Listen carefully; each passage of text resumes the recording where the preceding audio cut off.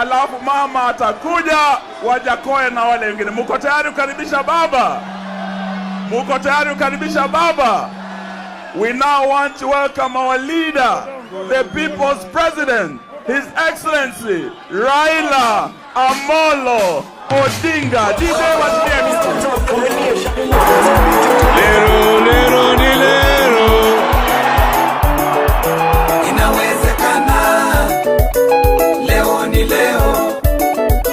Inawezekana, ndoto yao ambayo walisema Mungu bariki nchi yetu ya Kenya. Inawezekana, haki iwe ngao na mlinzi. Leo ni leo. Tukae na ndugu. Inawezekana. Haya. Vijana hoe. Vijana hoe. Nairobi hoe. Kenya hoe. Kenya hoe. Hey. Hey. Kono juu, kono juu, kono juu. Kono juu, kono juu, kono juu. Kono juu, kono juu. Twende, twende, twende, twende. Vijana mnataka nani? Baba. Na wazee mnataka nani? Iwa mama mnataka nani? Hey. Nimeona na nimeridhika. Mmekuja kwa fujo. Anaye macho na anasikia na kwanza leo nimerudi nyumbani baada ya ziara ya siku 10. Nilikuwa nchi ya Poland katika mji unaitwa Gdansk. Hapo kuna mahali bandari pale ambaye mtu anaitwa Raila'Full alianza mapinduzi kule Poland, na hiyo mapinduzi ikatoa serikali katika nchi ya Poland, Urusi na Ulaya Mashariki yote. Sasa Bwana Walesha amenituma na salamu kwenu. Mmechukua? Mmepokea? Mmepokea? Pili, ya Ulaya, kwa sababu yeye hayuko na sisi hapa, ametuma salamu. Pia ndugu yetu Uhuru Muigai Kenyatta ametuma salamu. Mnapokea? Mnapokea? Leo ni siku muhimu sana. Tunapanda sasa leo katika awamu ya pili ya mapinduzi katika taifa letu.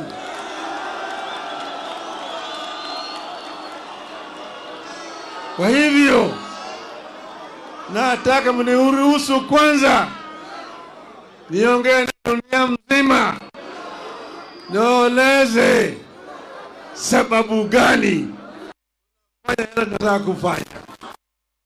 Unakubali? Nitasema na kimombo, sawa? Kwanza naanza na quotation.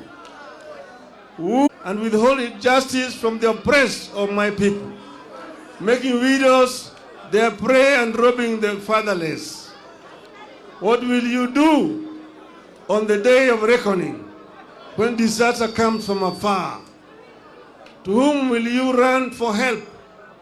Where will you leave your riches? Unquote. That is Isaiah chapter 10, verses 1 to 3.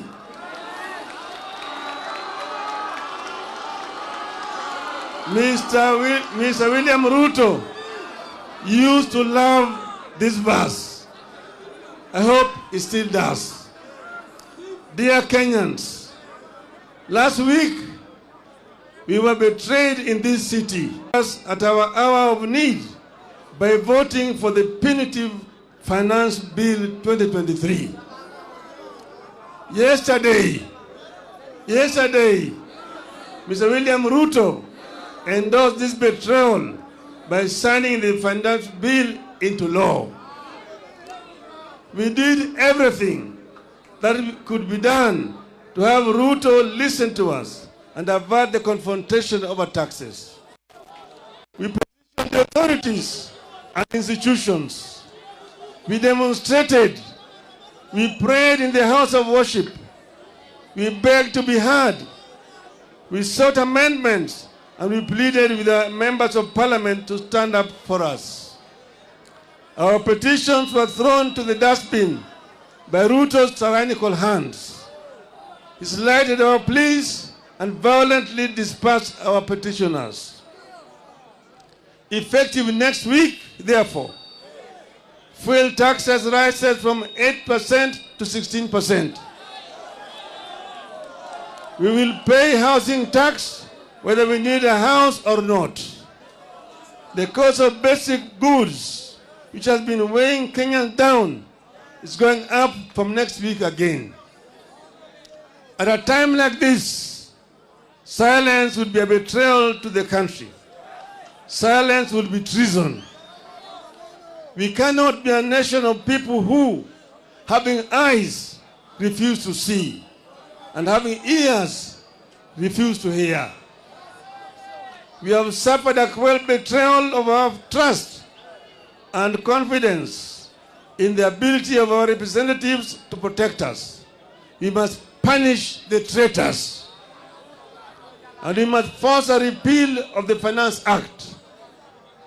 But what happened this past week and yesterday is not just about the Finance Act.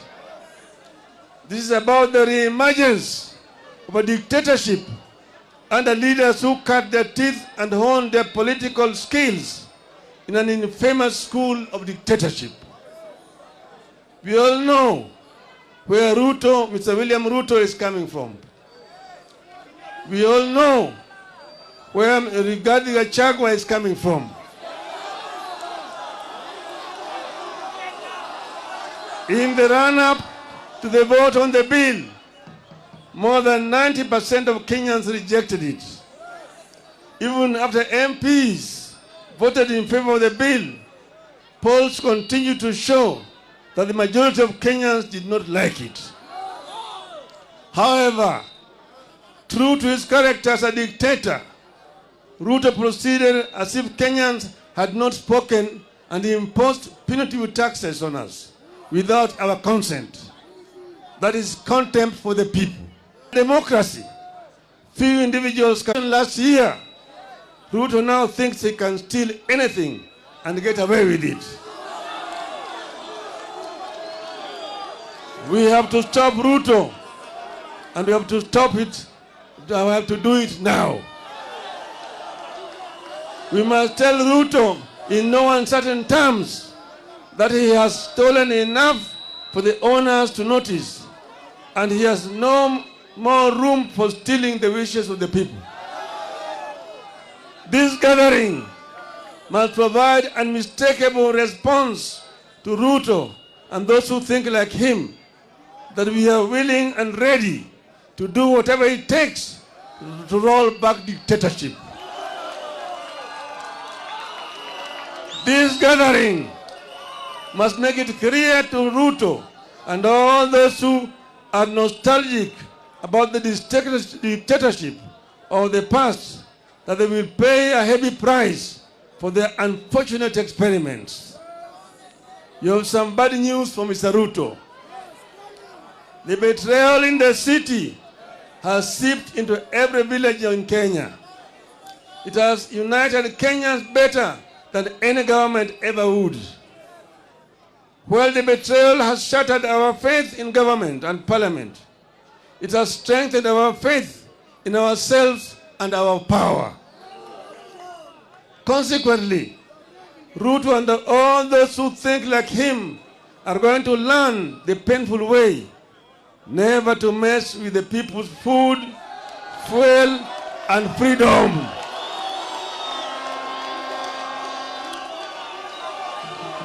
Hello? RUTO and his ilk are going to learn the hard way that Kenyans are fed up but not helpless. In this time of desperation in the country, RUTO is selling illusions of hope to our people with the phantom proposals that are meant to line the pockets of his cronies. It is wrong.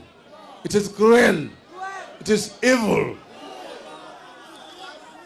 The question we must ask ourselves is, can a leader mean well for the people than the people do for themselves? The answer is no. Kenyans must not trust that insider smile that RUTO wears.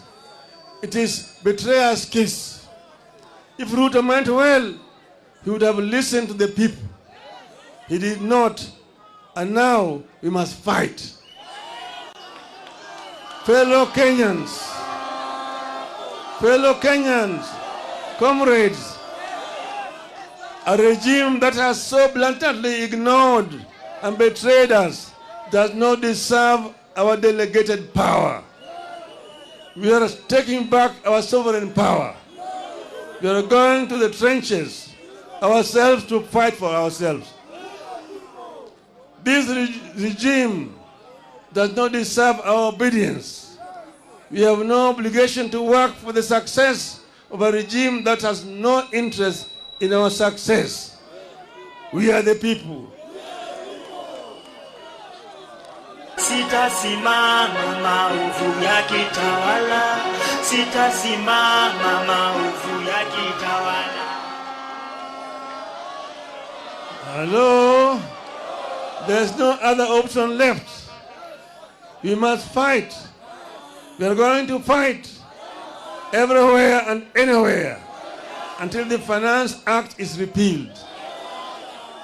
We will adopt a series of acts of civil disobedience.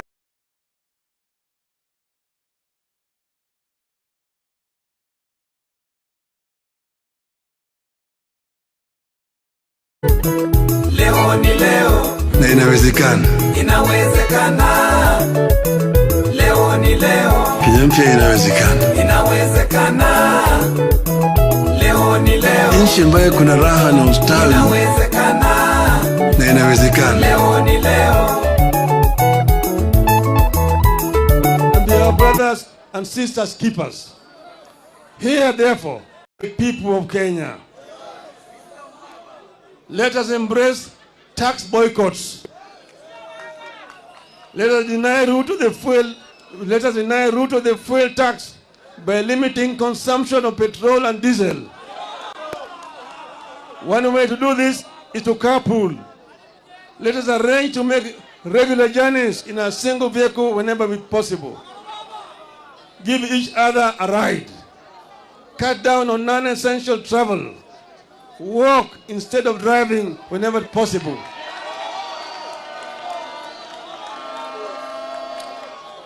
I appeal to all employers to allow their workers time to walk to and from work. I appeal to matatu owners to support tax boycotts. While observing safety measures, maintain the current fare, but double your carrying capacity as part of the civil disobedience. Our police officers should support our call by allowing matatus to carry above capacity at current costs so that Kenyans can commute. Niko tayari kulipa gharama sita. Hello? I appeal to businesses to disable or avoid electronic tax registers, make nil returns on VAT, and instead give discounts to customers. This way, we shall recover the VAT RUTO is taking illegally through the fuel. I appeal to employers to ignore the punitive deductions of employees' salaries that will only line the pockets of RUTO strategically placed cronies. Mr. RUTO is driving us off the roads with high fuel prices. We must deny his officers the comfort of driving us off the road with their vehicles. Let us deny the government vehicles and motorcades the right of way that they take for granted. They may sound the sirens at their wish, but everyone must follow the traffic except for ambulances. Dear Kenyans, I'm coming. We know the men and women who visit this unjust law on us. Punish the traitors. Let us name, shame, follow, and isolate the traitors at every turn. Let us picket their public and private offices and their homes until they join the call to have the Finance Act repealed. Today, and with absolute respect and humility, I'm reaching out to the online community in the country and diaspora, the famous Kenyans on Twitter, the content creators and the TikTokers. I have a request to you. Let us gather and share information about the traitors, their Twitter and other social media accounts, telephone numbers, and email addresses, and use this to show the oppressors that power belongs to us, the people. Finally,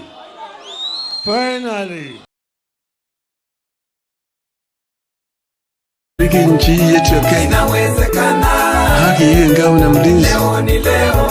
tukae na undugu, Inawezekana, amani na uhuru, leo ni leo. raha Inawezekana, tupate na ustawi, leo ni leo.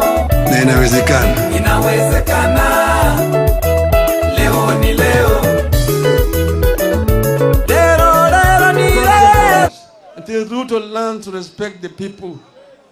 Dear Kenyans, in a democratic country that is founded upon sovereignty of the people, whenever the arms of government, whether the executive, the legislature, or the judiciary, fall into the hands of men and women who use their delegated sovereign power to oppress the people and benefit themselves, then it becomes a right and a duty of the people, in pursuit of the common good, to assert their sovereignty, to disobey those men and women and their laws. We are asserting our sovereignty. Civil disobedience begins with personal actions. We begin today, and we will continue progressively, discreetly and publicly, culminating in the official start of massive countrywide demonstrations.